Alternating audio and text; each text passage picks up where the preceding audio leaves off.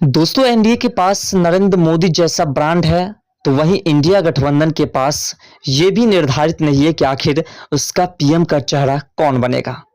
इस बार सारे अनुमान पूरी तरह से फेल हो जाएंगे। ये अनुमान जो लगाया जा रहा है इंडिया गठबंधन के तमाम जितने भी समर्थक हैं और जितने भी नेता हैं उनके द्वारा कि नरेंद्र मोदी तीसरी बार प्रधानमंत्री नहीं बनने वाले हैं, तो उन सभी का जो प्लान है वो पूरी तरह से फेल हो जाएगा। लोकसभा चुनाव का परिणाम 4 जून को घोषित होना है। करीब महीने भर से कुछ अधिक दिनों तक चली चुनावी प्रक्रिया में एक बात तो साफ हो गई कि चुनाव परिणाम चाहे जैसे हो, पर पीएम मोदी की मेहनत को नजरअंदाज नहीं किया जा सकता है। मेहनत का फल मीठा होता है कि उक्ति अगर सच है तो परिणाम का अनुमान लगाया जा सकता है। बिहार में आरजेडी के नेता तेजस्वी यादव ने छठे चरण तक बिहार में 205 चुनावी सभाएं की, तो उत्साह में वे उसे सेलिब्रेट करने लगे। लेकिन माननीय प्रधानमंत्री श्री नरेंद्र मोदी जी ने देश भर में घूम घूम कर उससे भी अधिक सभाएं की, तो वे इसे अपने जीवन की सामान्य गतिविधि मानते हैं। वे यह नहीं कहते कि उन्होंने कितनी मेहनत की, पर अखबारों की खबरें बताती है कि एक दिन में मोदी जी ने 3 से 4 सभाएं और रोड शो किया। इसका एक परिणाम तो अभी ही देखने को मिल रहा है कि मोदी समर्थकों को छोड़ दे तो उनके विरोधी भी अब तक उनके नाम का ही माला जपते आए हैं। जो मोदी जी के समर्थक हैं उनको अगर छोड़ दीजिए, तो जितने उनके विरोधी हैं वे सभी कहीं ना कहीं मोदी जी के नाम के माला जपते आ रहे हैं। और मोदी जी खुद जितना प्रचार प्रसार नहीं करते हैं, उससे ज्यादा उनके विपक्षी मोदी जी के लिए प्रचार प्रसार करते हैं। अब आप सोच रहे होंगे कैसे, तो इसको भी हम आगे विस्तार से समझाने का प्रयास करते हैं। भाजपा तो नरेंद्र मोदी को अपना नेता मानती ही है, इसलिए समर्थक शुभचिंतक पीएम के पक्ष में खड़े हैं, तो कोई आश्चर्य नहीं है। पर विपक्षी दलों के नेता जिस तरह मोदी का नाम उनकी आलोचनाओं के बहाने जपते रहते हैं, वह भी मोदी का एक तरह से प्रचार ही साबित हुआ। विपक्ष के नेताओं का आकलन है कि भाजपा के टिकट पर लड़ रहे प्रत्याशियों को मोदी का ही सहारा है, आसरा है।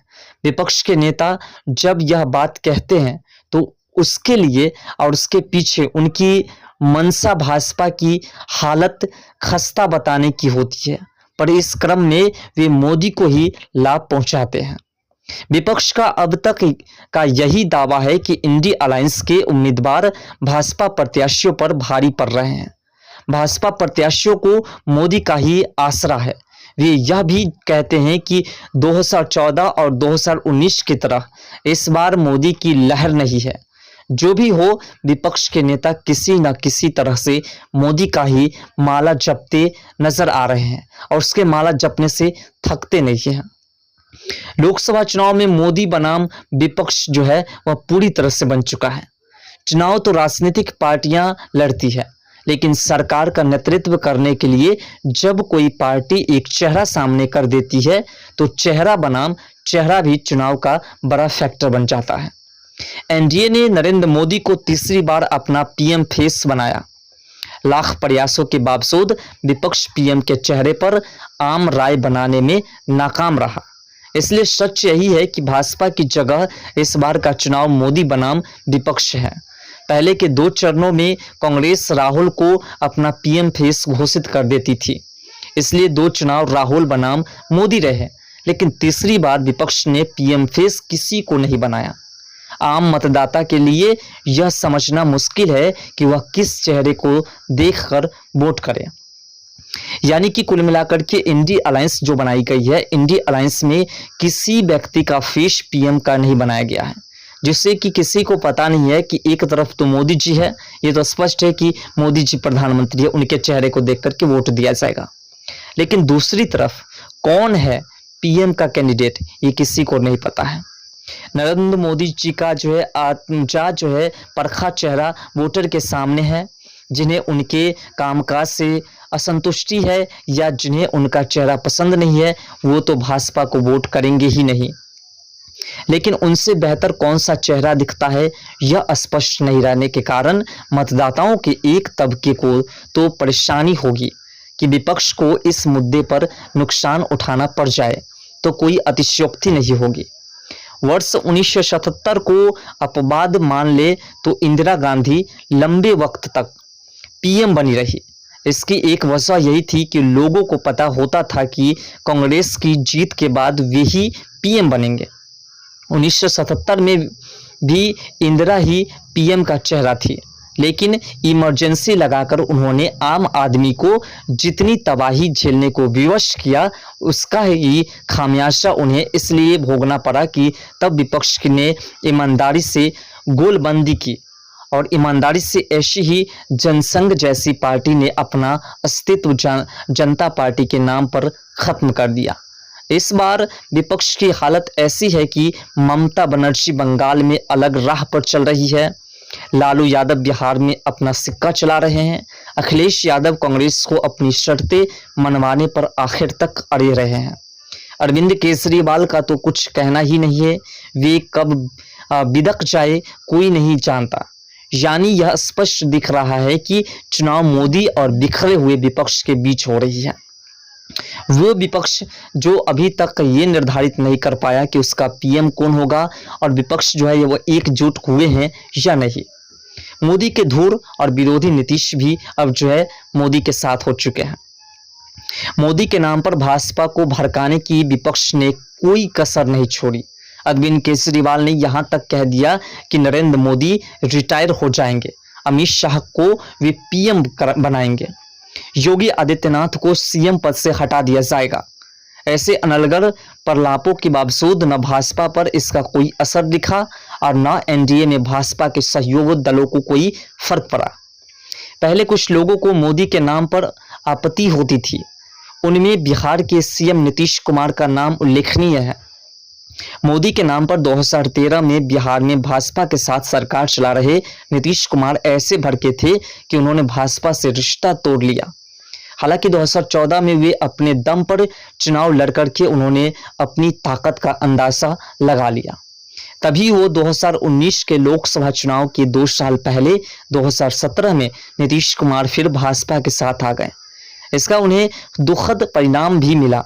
2019 के लोकसभा चुनाव में भाजपा के बराबर सीटों पर लड़कर के नीतीश कुमार की पार्टी जदयू ने 17 में 16 सीटें जीती थी। मोदी के इस प्रभाव का आकलन एनडीए में शामिल सभी दलों को है। वे जानते हैं कि मोदी के नाम पर और भाजपा के साथ रहकर चुनाव जीतना कितना आसान है। किसी पार्टी या गठबंधन की कामयाबी के लिए अनुशासन पहली और बुनियादी शर्त है। एनडीए में यह अनुशासन साफ दिखता है। इसका एक ही उदाहरण काफी है। इस बार तय हुआ कि भाजपा का चुनाव घोषणा पत्र ही एनडीए का घोषणा पत्र होगा। एनडीए के घटक दल अलग से अपना घोषणा पत्र जारी नहीं करेंगे। मोदी की गारंटी नाम से भाजपा ने घोषणा पत्र जारी किया तो एनडीए में शामिल अन्य दलों को भी कोई आपत्ति नहीं हुई। दूसरी ओर विपक्ष दलों ने इंडी अलायंस तो बना लिया, लेकिन इसमें शामिल दलों ने अलग अलग नामों से घोषणा पत्र जारी किए। कांग्रेस, आरजेडी और सीपीआई के घोषणा पत्र अलग दिखे, यानी एनडीए ने अनुशासन का परिचय दिया तो इंडिया ब्लॉक ने ऐसा नहीं कर पाया। भाजपा के घोषणा पत्र में पार्टी से अधिक मोदी पर फोकस है और यही वजह रही कि भाजपा ने अपने घोषणा पत्र को मोदी की गारंटी नाम दिया और यही कारण है कि आज जो है विपक्षी की पूरी तरह से होश उड़े हुए हैं। मोदी का चुनाव प्रचार जो है वह विपक्षी खुद कर रहे हैं। विपक्ष के आलोचनाओं में मोदी के लिए जिस तरह के संसदीय, असंसदीय या अमर्यादित भाषा के प्रयोग हुए हैं उससे मोदी का ही प्रचार हुआ है। वैसे भी अब तक का आकलन यही कहता है कि विपक्ष की आलोचनाओं से मोदी को ताकत ही मिलती रही है। चुनावी मौसम में मोदी की आलोचना कर विपक्ष ने उनका प्रचार किया। विपक्ष के नेता यह भूल जाते हैं कि मतदाता किसी के बारे में अपनी धारणा किसी की बात चुनाव के वक्त सुनकर के नहीं बनाते। अपवाद स्वरूप कुछ लोग ही ऐसे हो सकते हैं। अपवाद के ऐसे ही लोगों को चुनावी भाषा में फ्लोटिंग वोटर कहा जाता है। फ्लोटिंग वोटर्स चुनाव में कई बार निर्णायक भी साबित हो जाते हैं। मोदी ने पिछले 10 सालों के दौरान जो कुछ किया है या भविष्य के अब जो सपने दिखाए हैं उनकी जानकारी घर घर तक पहुंच चुकी है। मोदी की योजनाओं का ही लाभ उठाने वाले करोड़ों लोग हैं, यानी मोदी की मौत पब्लिसिटी करने के लिए अलग से किसी तैयारी की ज़रूरत नहीं है। मोदी जी को खुद विपक्षी पार्टी जिताने में पूरी सहयोग कर रही है। विपक्षी पार्टी पूरी तरह से मोदी का प्रचार प्रसार कर रही है और इसलिए इस बार भी मोदी 110% जीतते हुए दिखाई दे रहे हैं। फिलहाल आपको क्या लगता है, अपना राय कमेंट सेक्शन में ज़रूर दीजिए।